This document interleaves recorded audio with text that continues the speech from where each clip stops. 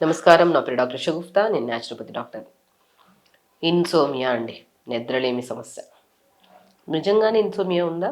లేదంటే ఏదైనా అలవాటు ఎక్కువైపోవడం వల్ల ఇన్సోమియా వచ్చిందనేది నేను ఒక క్వెషన్ అడుగుతాను. ఈ మధ్య యంగ్‌స్టర్స్ కళ్ళ చుట్టూ డార్క్ సర్కిల్స్ ఉండి, లేదంటే హెయిర్ ఫాల్ ఉందని, ఫేస్ మీద పింపుల్స్ ఉన్నాయని, ఇండైజెషన్ ప్రాబ్లమ్ వల్ల మాకు ప్రాపర్‌గా మోషన్ అవ్వట్లేదని, బరువు పెరిగిపోతున్నామని, అధికంగా హార్మోనల్ ఇంబాలెన్స్ అని వచ్చినా కూడా నేను ఫస్ట్ అడిగే క్వెషన్ మీరు ఎన్ని గంటలకు నిద్రపోతారు? వాళ్ళ ఫేస్‌లో పింపుల్స్ అని వచ్చినా, హెయిర్ ఫాల్ అని వచ్చినా, ఎనీ కైండ్ ఆఫ్ ఇష్యూ వచ్చినా ఫస్ట్ నేను అడిగే క్వెషన్ నిద్ర ఎన్ని గంటలకు పడుకుంటారు? అవుతది మేడం 12, 1 అవుతది అంటే, అప్పటి వరకు ఏం చేస్తుంటారంటే నిద్ర పట్టట్లేదు అందుకని మొబైల్ యూజ్ చేస్తుంటాం అంటుంటారు.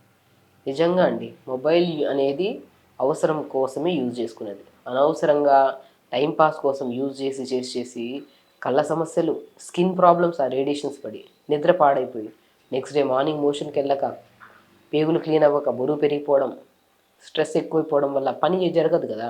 లేట్‌గా లెగుస్తాం. దానివల్ల ఏమవుతది? పని హరీబరీగా చేస్తాము.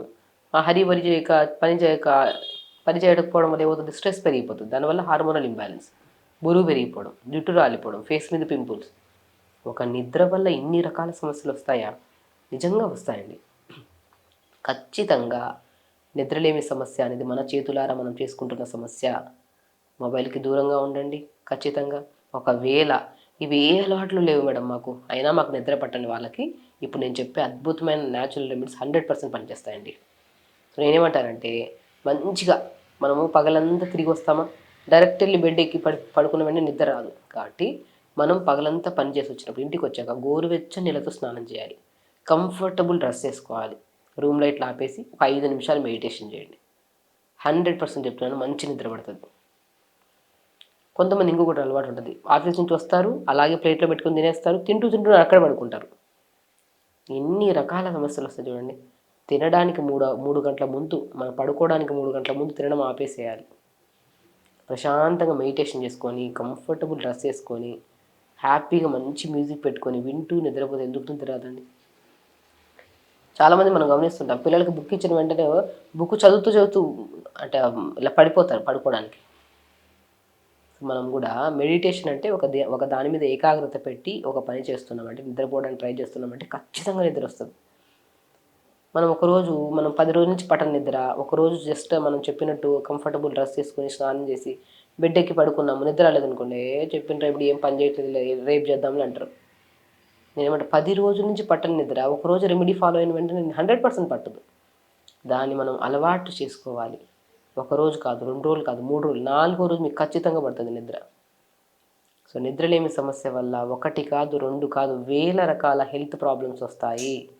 దయచేసి ఒకవేళ మీకు నిజంగానే నిద్రలేమి సమస్య ఉంటే మాత్రం రాత్రి పడుకునే ముందు నేను చెప్పిన రెమెడీస్‌తో పాటు హాఫ్ బకెట్ వేడి నీళ్ళు తీసుకోండి. న్యాచురోపతిలో బెస్ట్ రెమెడీ అండి. బెస్ట్ ట్రీట్మెంట్ ఇది హైడ్రోథెరపీ ట్రీట్మెంట్. హాఫ్ బకెట్ నీళ్ళు తీసుకోండి. ఒక స్పూన్ ధనియాలేయండి దాంట్లో. 10 నిమిషాలు పిక్కన నానేంత వరకు వేడి నీళ్ళలో కాళ్ళు పెట్టుకోండి. అలా 10 నిమిషాల తర్వాత కాళ్ళు పక్కన తీసేసి పడుకోండి.